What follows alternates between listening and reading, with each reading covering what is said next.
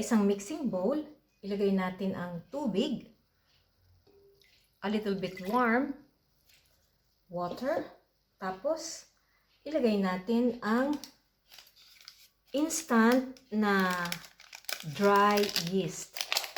Okay, yan. So, ang gagawin natin ay flatbread, fast flatbread, no? And then, ilagay natin ang harina.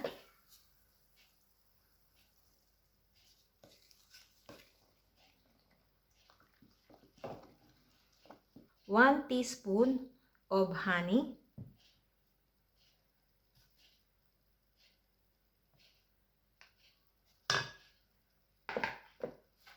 Okay, salt.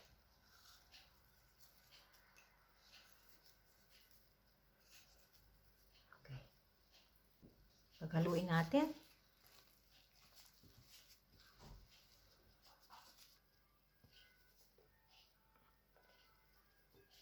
Tapos, masahin natin for about 10 minutes.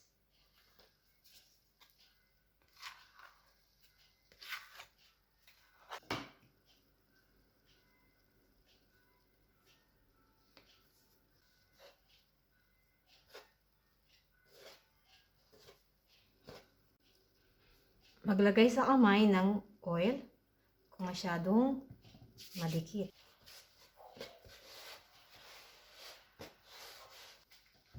Okay, handa na siyang mag-rest sa mixing bowl.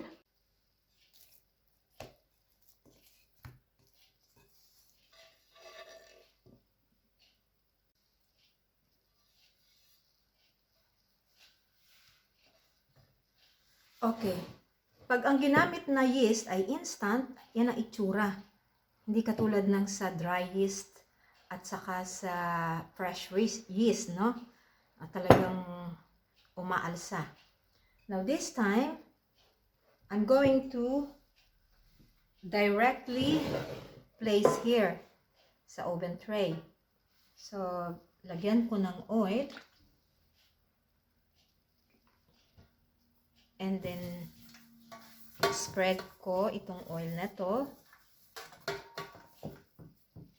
Pwede ko nang i-extend dyan. Okay, it's very easy to extend, no? Mag-e-expand siya pag naka-contact na siya ng init. Ganyan ang difference ng instant yeast.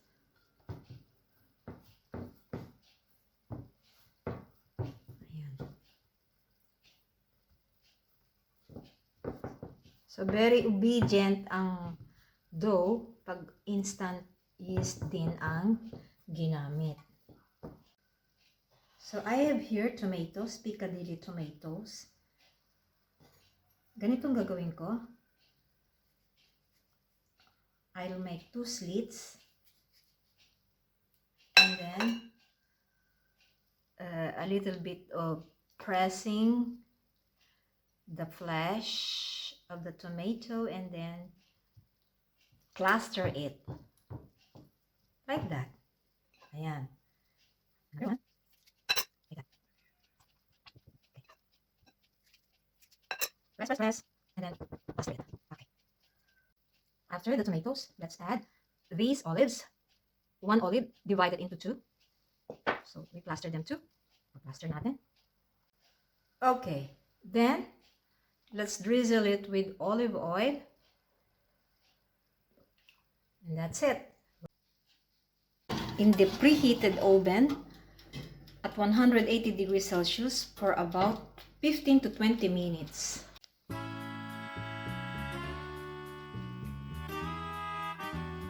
Okay. Tingnan natin. How is it? Pag instant yeast, kaunti lang ang ang kanyang alsa.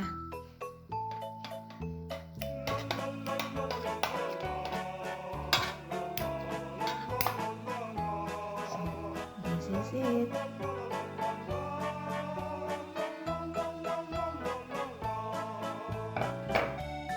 Thanks for watching.